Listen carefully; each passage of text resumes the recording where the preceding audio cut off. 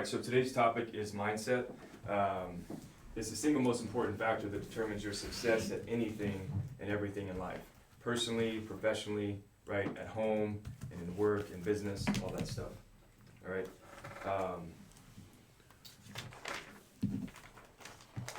So let's knock out some quick definitions so we have some context. What is success? This is the best definition I've ever found, right, by the legendary Earl Nightingale. So success is really nothing more than the progressive, it's very key words in red, progressive realization of a worthy ideal, right? Chew on that, it's really good. Any person who knows what they are doing and where they're going is a success. Any person with a goal towards which they're working is a successful person. What's a winner? Someone who earns their success every day. What's a loser, or what is losing? Someone who gives up on their dreams, squandering their resources and God-given potential. Much more on that later. All right, so this is something over the years I've kind of built, and it's really for business and financial. As you can see, it's not universal in life. It's kind of the contextual of business and financial. This is a pyramid of success, and they are in order from the bottom, right? Meaning the foundation of the highest priority to really the lowest priority, meaning the least important that actually determines your success in business and financially. Okay, so the series we're in right now for this Friday is at the bottom. So we're going to have 2 Fridays over the next few months that cover the bottom, and then 2 Fridays that cover the second level, okay? But today's tier is absolutely focused on the foundation, right? We got to begin with the basic. Get brilliant at the basics, which is character, of course. What is that? That's our intangible attributes, right? Who we are. Not what we have, not what we know, not who we know, not what we wear, or any of that crap, right? It's who we are, right? The intangible side. Arguably the invaluable side, the most precious of all things we can have. Beliefs, values, and habits, okay? All the others we'll go into later, but there's your little glimpse, and you're going to have access to all these slides. Everything's going to be in. Sweet. Yeah. All right. So let's start off kind of 50,000 ionosphere, outer space kind of level, right? Satellite perspective. Programming and paradigms, right? What affects our character? What affects those intangible pieces or our beliefs, right? What affects our mindset? Programming and paradigms, right? What's a paradigm? Well, a paradigm is simply how you view the world. What are your beliefs, right? Or how someone sees reality, how they see themselves, how they see others, and everything else in life, okay? That's a paradigm. Why are they important? Because this. It is the quickest way to change, or in our context, improve perhaps, right? Behavior, right? Is to shift our paradigm, all right? This is the foundation. There's nothing more important topic that I can cover right now for all of us, including myself, because I have massive growth ahead of me, right? The mindset, the habits, and the thought level of thinking that got me to where I was in the past is not going to get me to where I want to be in the future, okay? So we're all in this together, baby. You know what I mean? Just in our own pace and place, like I always say, right? All right, here we go. So let's talk about influences, right? What influences our paradigms and our programming, okay? Well, it's not your fault where you start in life, obviously, right? But it absolutely is your fault or responsibility of where you end up, okay? So our environment is a huge factor in this, all right? So circumstances do not make, so a lot of stuff they talk about man, because it's old thinking, they just refer to men or man. So I throw in the human, because that's really what they're saying, you know, human beings, right? So circumstances do not make the human. It simply reveals him to himself, okay? Really, really deep stuff. And then that's what I'm saying. There's going to be deep, intense training every Friday, okay? So what you put in your head, meaning what you feed your mind, eyes and ears, will have absolutely intellectual and emotional consequences. And what we put in our mouths, right, nutrition, of course, will have physical and emotional consequences, believe it or not. A lot of people don't realize that, okay? A lot more into that on the part 2 of this particular topic. But in summary, you are what you are and where you are because of what has gone into your mind. And you can change what you are and where you are by changing what goes into your mind. In other words, our thinking directly affects our performance. So if we change the input, change the output, right? So programming and paradigms. So 3 common denominators for lifetime success, right? Number 1, who's ever been guilty of playing the futile blame game? All right. That's why number 1 is the antidote to that. We must be most successful, and again, part of a successful life to me is being fulfilled, right? Being satisfied, right? Deeply, in our soul, okay? So part of that is taking 100% responsibility for our lives, all right? The opposite of that is the blame game. It's everyone else's fault. We're dependent on everyone else, right? For happiness, for economics, for whatever, right? All right, second one, long-term perspective, right? Our legacy, right? Who does not know what legacy means in the context we were saying? Pretty straightforward, right? What we leave behind, right? All right, now this is real quick. We're gonna play this, hopefully. Red button on the front of that. Have you heard of the butterfly effect? The butterfly effect was the doctoral thesis written in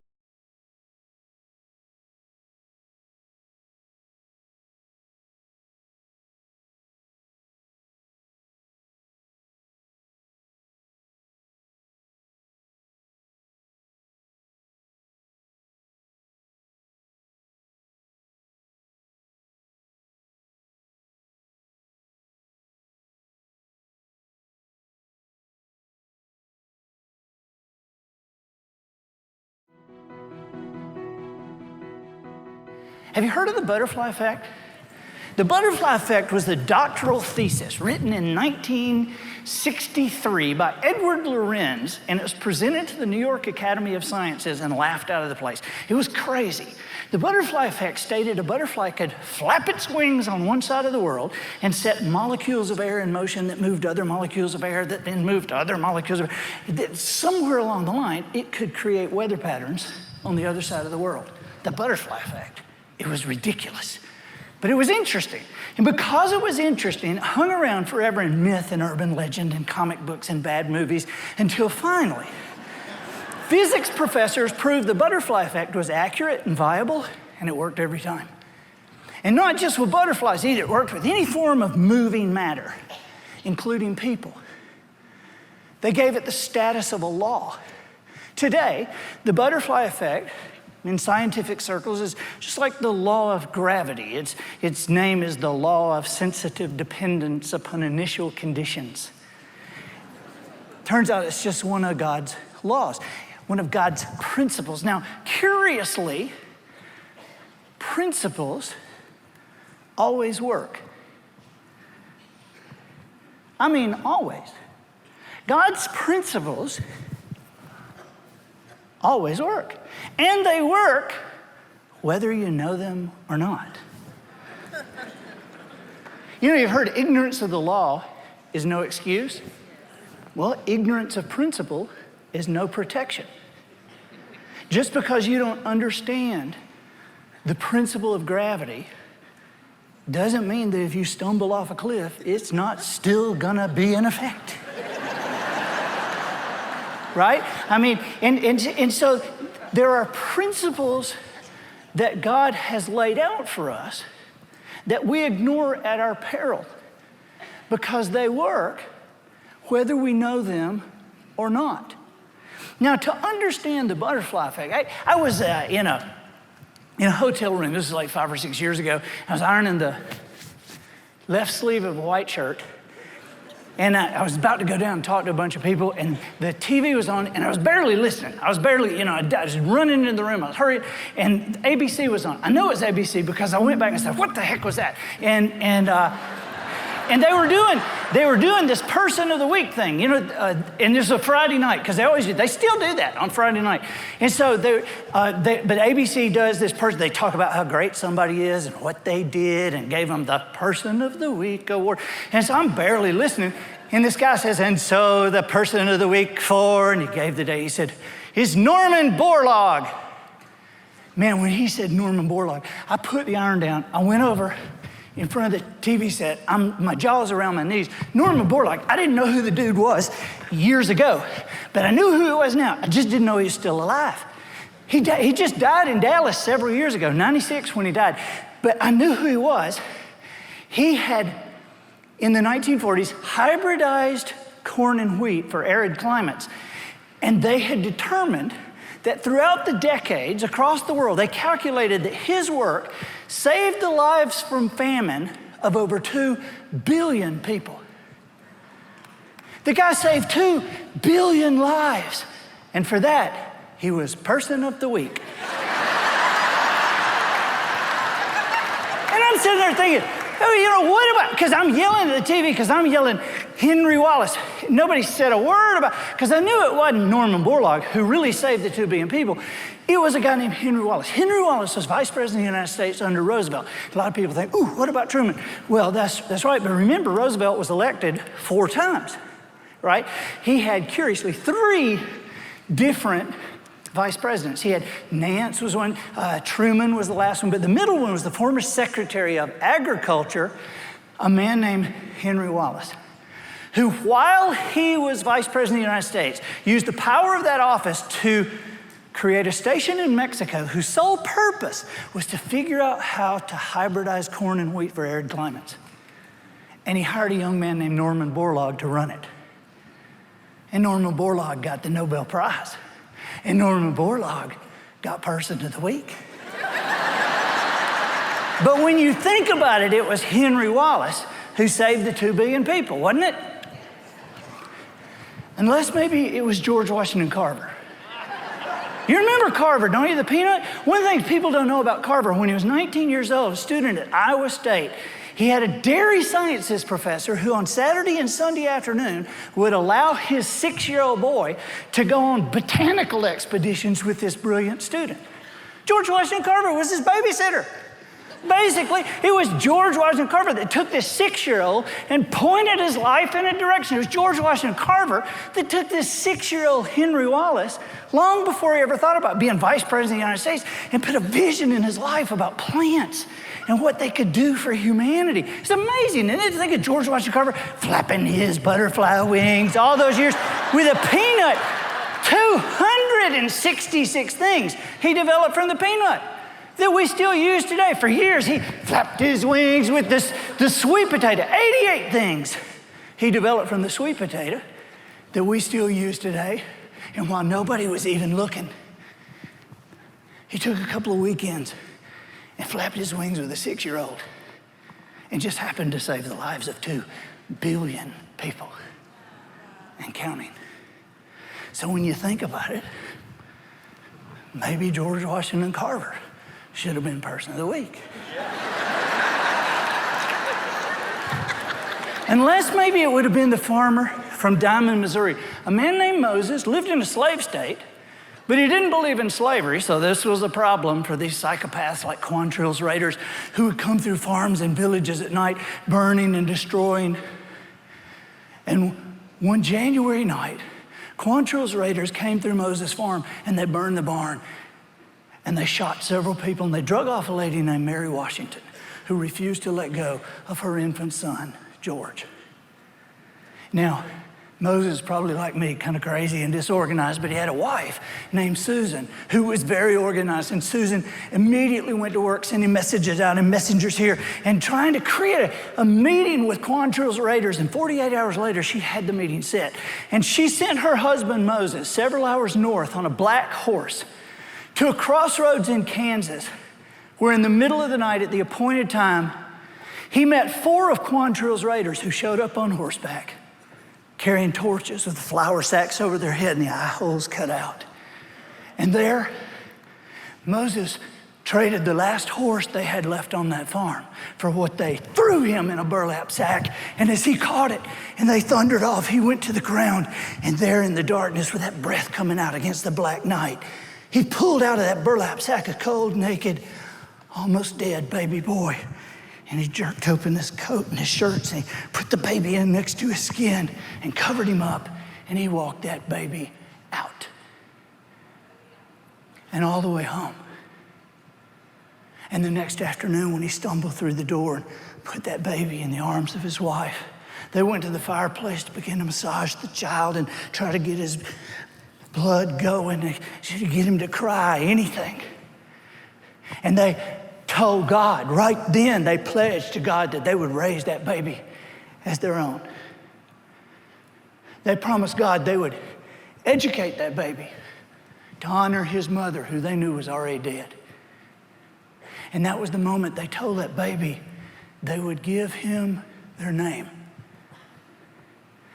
And that's how Moses and Susan Carver came to raise that little baby, George Washington. So when you think about it, maybe it was a farmer's wife from Diamond, Missouri, who saved 2 billion people. Unless, I mean, we could do that all night, right? How far back could we go? How far back could we go to show whose move at what time really was the move that saved 2 billion people, a number that continues to increase as we sit here? How far back could we go? And how far forward could we go in your life? How far forward could we go to show the difference you will make with the moves that you make and the actions that you take or don't take? Because everything you do or don't do matters forever.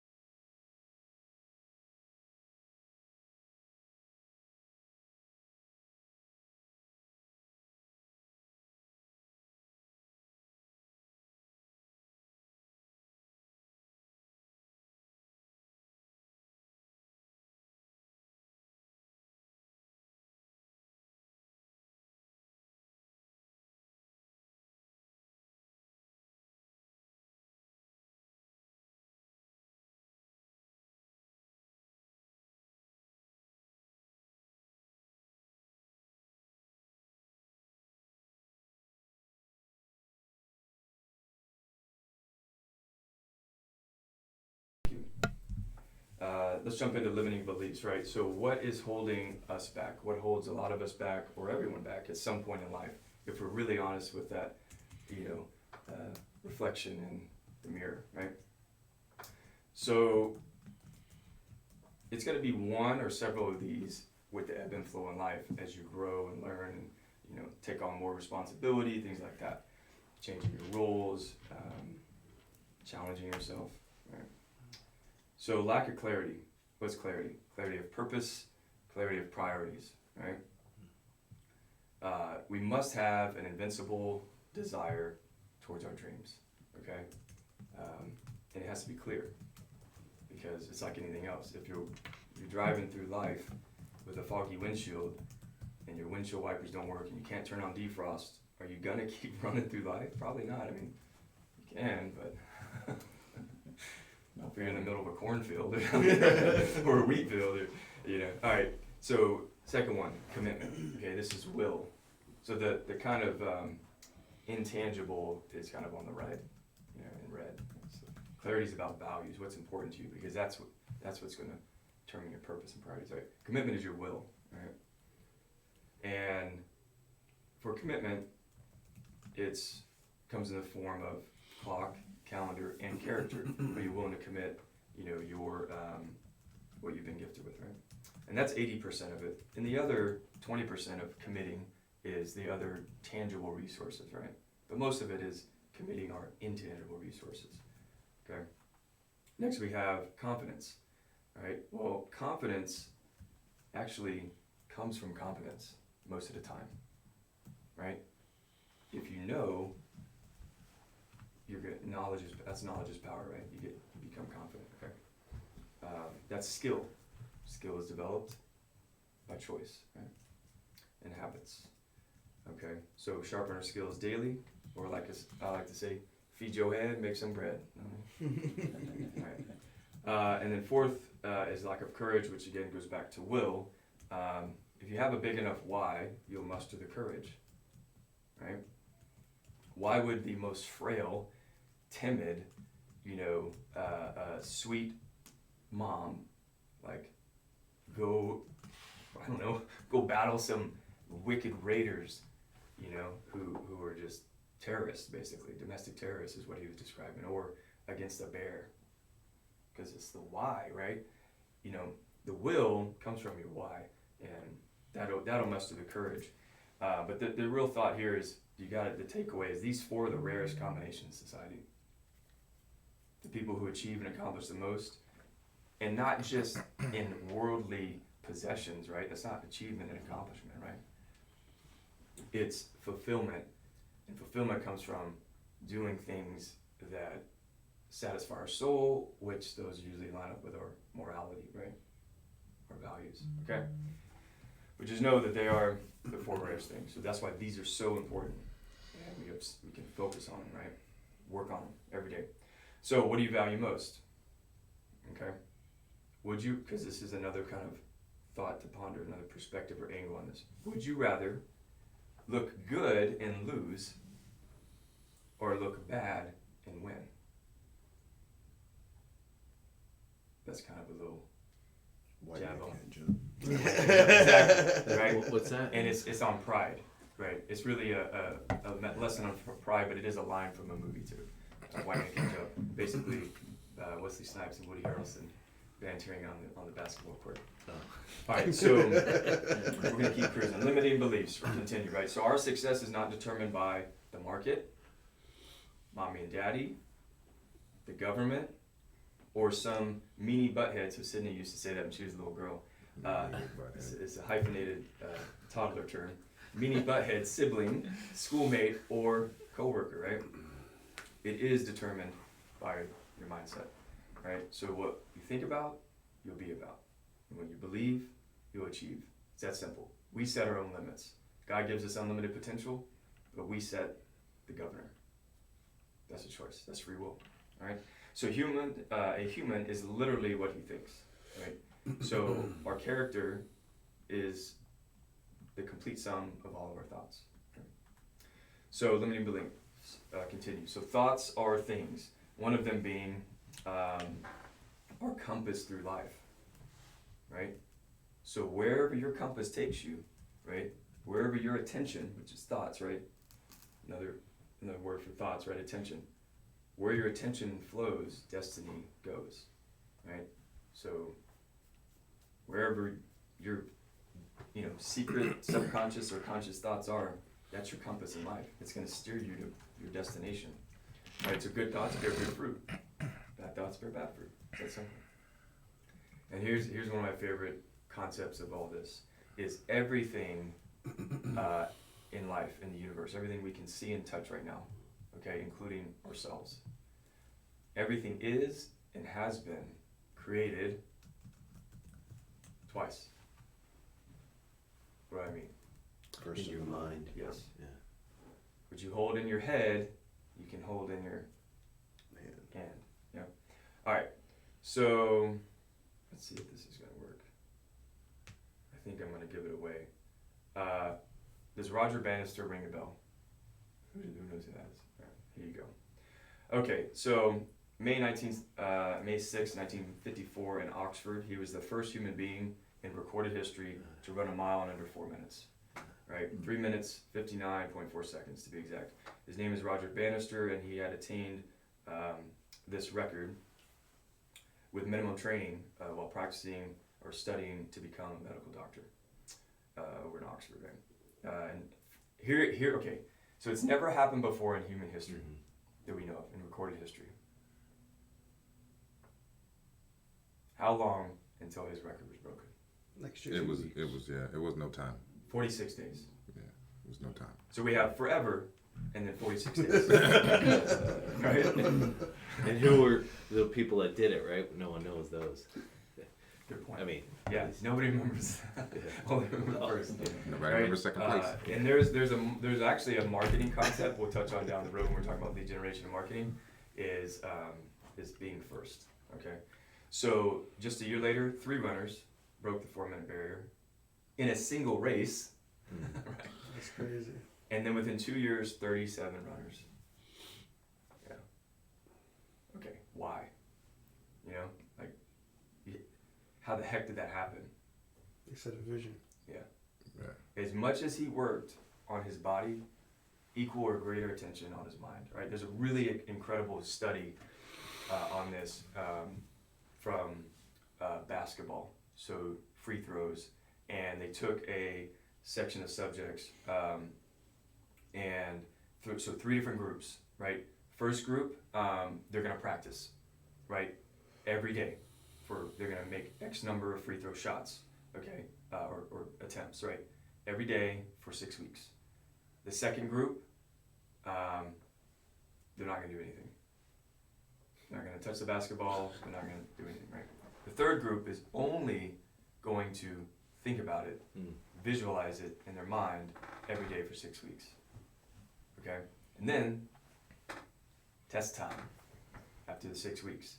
So they bring them into the court, and each group shoots their free throws. Who made the most? The ones that thought about it for 6 Third. weeks. Third group. really? Wow, that's Yeah. amazing. So again, physical abilities, attributes, We'll follow. whatever, yes, is only so much. They only go so far. Okay? It's all in the mind, guys. And again, I wasn't raised around this. I didn't know this growing up. This stuff changed my life. It Come on, continues to. Hard work beats talent every day. But even then, if people don't work hard on their mind, you know, It's true. there's a lot of brilliant broke people too. Mm. So, with all kinds of wallpaper, you know. Look at this. Cool. Can you take that to the bank? I didn't think so. Can you pay your bills with it? I don't think so. But look at this certificate. It's like 12 feet thick. It's like the size of this screen. Yeah. All right. So here's another big piece. All right. We're gonna keep cruising. I got so scarcity versus abundance. All right. It's not how much you have. It's what you do with what you have. Okay. So we're really gonna go compare and contrast. So stay with me because I have a lot of examples, and everyone's gonna have the slides on here. You don't take pictures or anything like that. Just engage in this. All right. So scarcity-minded people take the victim mindset or the victor. Okay. So this is the polarities of personal preference, right? The polarities of choice. Scarcity versus abundance, right? Victim or victor. Obstacles or opportunities, right? Where is our attention? Where is our focus? What is our dominant thoughts on? Burdens or blessings? Sympathy or strength? This is one of my favorites because what I've observed in my own life and a lot of others, right, and studied, and you should see it, is when faced with adversity, okay, or any type of challenge in life, because adversity is like, oh, what is that like? If you're in the Holocaust? Like, no, dude. Maybe you got a cold. Maybe you got a sick baby, or I don't know, maybe you're having marriage troubles, like whatever. When you're faced with adversity in life or challenges, there's a fork in the road we all face, right? And it's so easy to default to seeking sympathy when really we should only seek strength. And not physical strength, I'm gonna just go to the gym and pump iron. No, seeking spiritual strength, intellectual strength, you know, relational strength, you know, those sorts of things, right? And physical, in some cases, right? It's always good. All right, so some make excuses, some make progress. It's all a choice. Scarcity mindset says I can't. Abundant mindset says how can I, right? Scarcity mindset is reactive.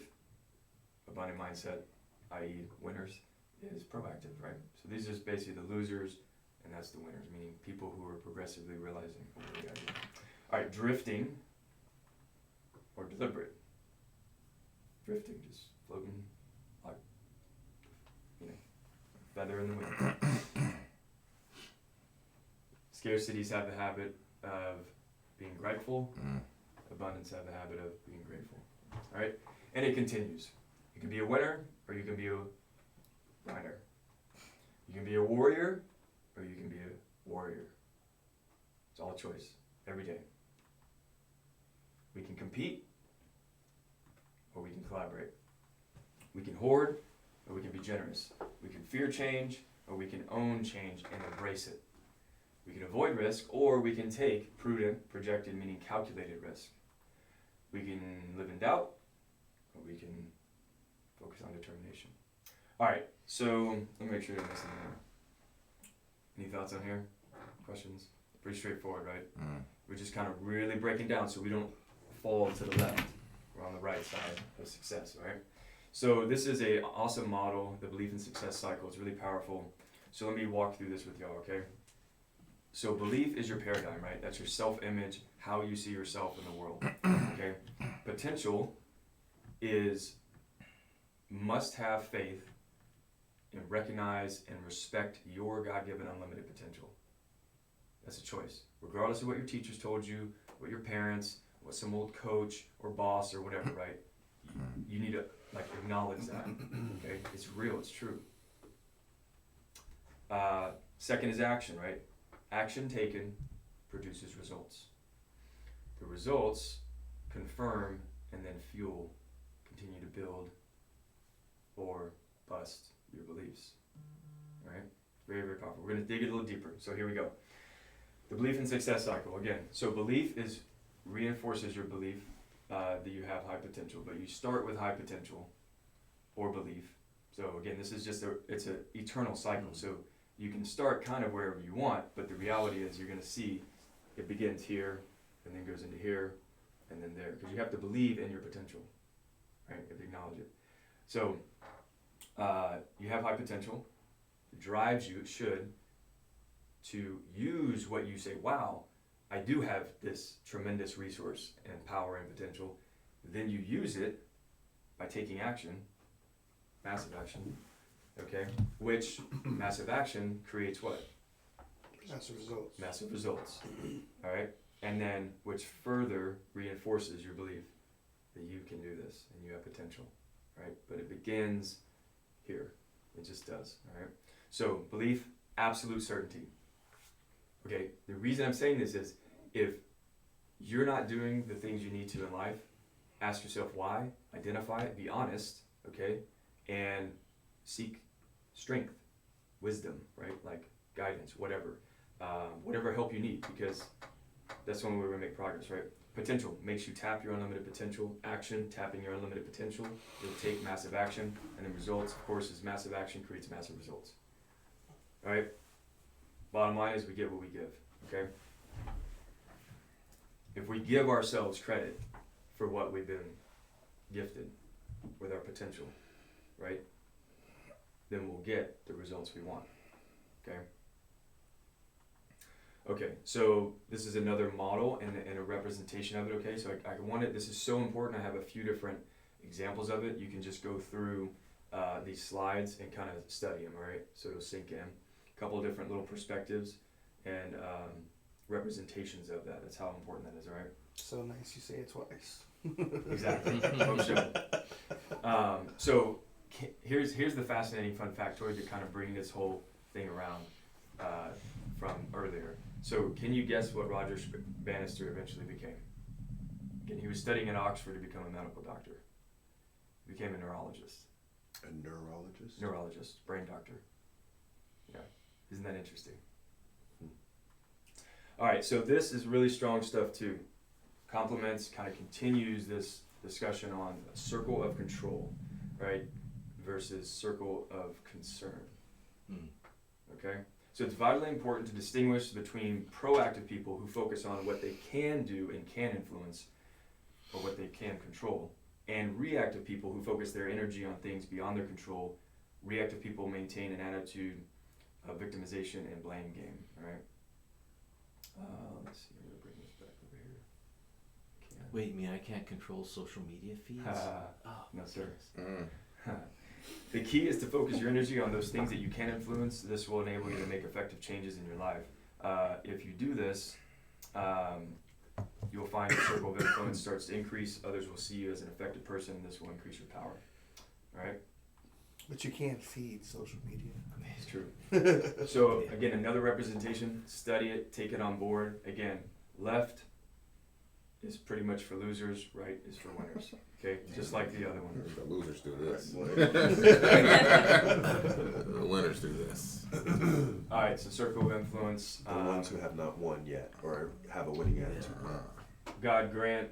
So these are some action items, some things that really kind of affirmations, perhaps. But we're not going to get too much in action items. That's really part 2 of this topic. Is okay. Here's the concept. Here's the overview. What do we do with it, right? And we're going to get that in part 2. But here is some very, powerful things to ponder and start taking on board, prime in your mind. Right? Very important stuff, near and dear to me for sure. That's a fact. And okay, so what we focus on grows, right? Our attention is our greatest asset. It literally fertilizes our dreams or our nightmares. To think is to create. Yeah. So 99% of the harm, as a really good tweet, obviously, is in your head by you and your thoughts. 1% is the harm by reality, what happens in the outcome, right? The problem isn't usually the biggest problem. It's the way we think about it. All right, and here's one of my favorites, of course. By the master. Right, what we focus on grows. So, if you catch yourself thinking about other people's businesses and other people's activities and other people's stats and other people's earnings and Yeah. good luck. Loser. All right, so final thoughts on this. Everything to the left side of the scale. All right.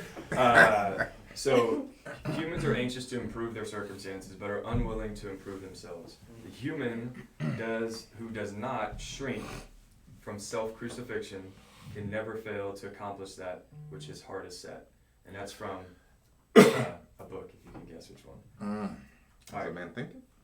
Good man. You like that Well book? done, Dean. You like that So, book? outstanding. So, your beliefs create your behavior, right? These are the big final thoughts and takeaways, right? Your attitude determines your altitude, and then there's the rub in parentheses. How high do you want to go? And high meaning attainment towards potential. How great of a person do you want to be? How great of a spouse do you want to be? How great of a parent do you want to be? How great in business do you want to be? Or a member of community?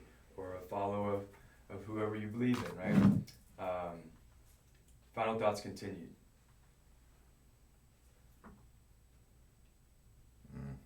It's true. Pride is the devil. In the name of Jesus. Well, man. Pride is the devil. So our ego is our enemy, our pride is our prison, and our comfort is our cage. Right? So final thoughts, again, thoughts are things. That's the big takeaway. They are. They're not just dust in the wind or whatever, it's not a bug on your windshield.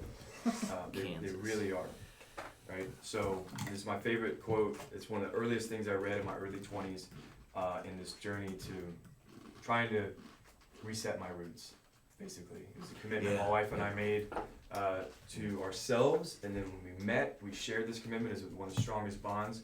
Is we refuse to repeat our roots. We will break the cycle of where we came from and our family.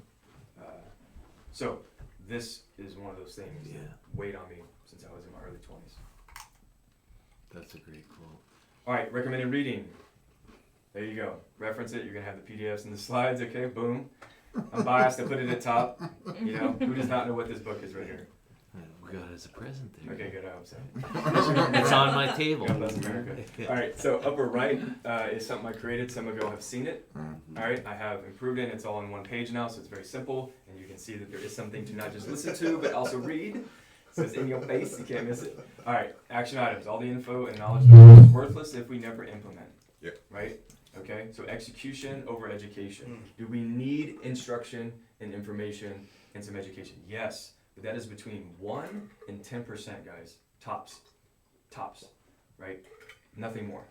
So meaning that if you catch yourself, because I'm an info addict, right? I'm a hungry head.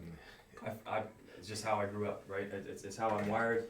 I've always been like that. You know, if it wasn't cars, it was computers, and then if it wasn't computers, it was cash. Yeah, it was finance, economics, exactly, creating cash flow. Okay. So if you catch yourself consuming content, okay, and it's not aligned with your values. Like, what skills do I need today to take it to the next level? For most of us, it's going to be lead gen, right? It's going to be talking to buyers, talking to sellers, and talking to investors, right? Meaning going on appointments, or before an appointment, or at the appointment. It's not the paperwork. It's not dotting the lowercase j's and what's all the legalese because I don't want to go to jail. No, dude, you're not going to. It's those types of activities, okay? It's not even advanced, sophisticated strategies. When y'all find those opportunities, come to me. But those come from conversations with buyers, sellers, and investors, right? Not just getting lost in YouTube and Facebook and all that. And again, I am overwhelmingly guilty of that. I've spent many 5, probably 6 figures at this point on information education, okay? It does not matter. It is not that important and it held me back for years. All right, so this week's assignment is very simple. Choose one resource from this link right here, okay? I'm gonna open in a minute. I have copies of some of those recommended readings. You can grab them from there and commit to studying daily. A time amount. We all read at a different pace, so don't set a page amount. And the only thing we can control really is time. Time's more important, right? Than like I'm gonna read X number of pages. To me, go with the time. See you, brother. Right? So commit to reading or studying for amount of time. Far more precise and important, okay, than X number of pages. Okay? Very, very important. So if it's 20 minutes a day, do 10 minutes in the morning, 10 minutes at night, or whatever. All right? And then your weekly work calendar, okay? Again, so today is day 1. I get it. If I failed to communicate effectively, that's on me. If I did not equip you with the resources and back you up, that's on me. But this is the one freebie. Everybody's got to know, do not show up to another training if you don't have your calendar. Period, end of story. Why? Because that is a prerequisite to your success. Nothing I put out in this office or this room, on this screen, or on the computer, anywhere in the world, right, from any other source until you can start that. And that's the one thing you do have control. We're all free. We all wanted to be free. Starts with there. Living off that calendar, okay? That's how critical it is for your success, not mine, right? I'm gonna be fine, right? That seems selfish, but it's true, right? But when we do stuff together, we will create chaos in each other's lives if we don't control that. We will create chaos, disappointment, and lost opportunity at home and with your business. And if you don't know what the heck you're doing a week out. And again, just your business. I don't need to see personal appointments, right? In fact, you don't even need to see that. But we all set our own schedules, right? Success is scheduled, you know what I mean? All right, so that's pretty much it. And it's been real seeing y'all. No dice. Making noise. No.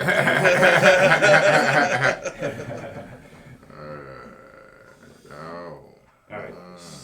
So we wrapped up just in time. We got 9 minutes to spare. Any thoughts or questions on this, or to get practical and tactical to set us all up for success for next Friday? Give me the feedback on the calendar activity. Let me clarify any things, because I know I have things in my mind and I put it out, and I want to make sure it's well received and you are picking up what I'm putting down. You want to just look up the calendar and see if we did it right? Or maybe. Yeah, I'll review those. That's my only question, is if I did it the Awesome. way that was Yep. expected. Yeah, again, it's all about just, really about again, you. it's your work schedule, right? The only thing, here's why, because I'm gonna be, investing team resources, right? And my own resources in growing the team, right? In sharing opportunities with y'all. If I don't know who I can count on, guess what? If I don't know when y'all are available and how committed you are, how can I do that? No one would do Right, that, for sure. right? So, and the cool thing is, this is the first step to freedom, guys. We all want it, and gals, right? Like, we want to control our clock and calendar and be a free, our own boss, right? You know what I mean? It starts here. I know it's boring and dry, right? So we had a good chat the other day, and I've shared this with others as well. Could you imagine working for someone, right? Maybe we have. You have a boss who, you know, they write your schedule, and in some industries it varies week to week, right? Month to month. Imagine not knowing every day, every week what your schedule is going to be. How much confidence or longevity, meaning how long would you stick around for a boss? Not very long. You know what I mean? That's the rub, guys. We are our own boss.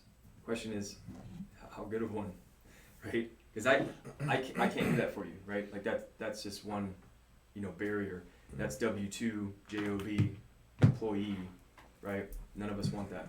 And with the freedom and autonomy, it really does begin in here. And again, I struggled with this for so long. I still do. Like if I don't take the time to do this activity every day, every week, a month, or even longer, like guys, I am feeling it at home, and I'm feeling it at work, you know, and it is not fun. I'm feeling it in my heart, right? Like it is heavy, heavy, heavy, heavy. That's why this is so critical, okay? It is all about your success, okay? And the potential opportunities that are going to be coming down the pipeline, because eventually, fast forward 3, 6, 9, 12 months, there's going to be more leads than any of us can handle, and the lead manager is going to look at your calendar, because we're going to do a round robin, or it's going to be otherwise allocated, okay? And they're going to be dropping appointments on your calendar. And there may be an admin prepping the file, so you can just be the doctor going from door to, you know, appointment to appointment, exam room to exam room, grabbing the file, prepping for the appointment, walking in, hey, how you doing, Mrs. Seller? You know, and you present solutions, and you're on to the next one. And you're doing more deals and having more balanced lifestyle than you probably ever have. We all know what it's like to run hard, fill the pipeline. We also know what it's like to miss out on a lot of stuff. And all the money in the world don't mean nothing, man. Once you have enough money, I promise you, it's all about time. All about time. So, that's why success begins and ends with the mind. And the next step, that's why the second tier on the pyramid is this, my man and woman. It's just a human. I won't get offended if you just say man. So here's the thing. It's fine. The only, again, it's just looking at your work schedule. Don't put any personal appointments on here. To me, that's confusing and unnecessary, right? I just want to see where, you know, I want to start. I'm going to hold these, okay? Because I want to figure out what rhythm all y'all are in. And do this for yourself, not for me. Don't try to tell me or put on here what you think I want to see, right? It's not about me. So be honest with yourself, okay? This isn't teacher. I'm like that. Mm-hmm. Here's an apple, right? We ain't doing none of that, right? You're looking at it like, wait a minute, this is blocked off on your schedule for something else. Right. So, and then the next step to here, if you don't already, obviously, is to get familiar with the tools and use Outlook, calendar, which you should live and die by, you know, and allow your spouse or family to put appointments on there so that important stuff comes. They can just invite. So if you have a personal calendar at home, right? Google Calendar, iCalendar, whatever, right?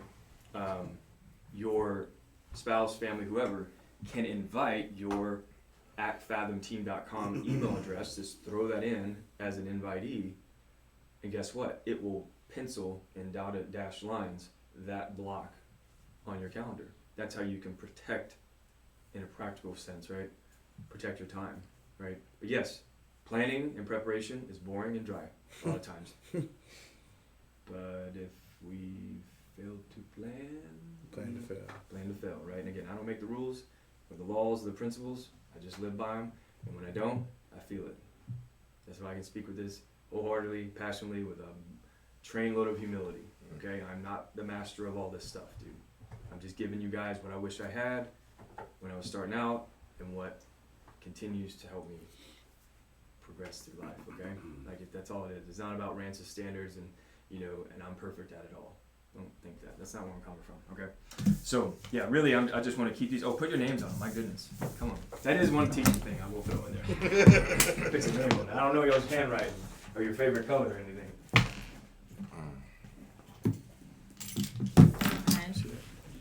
Nah, you're good. Yeah, I'm good. I was already using the tool. I just printed out a calendar. So good.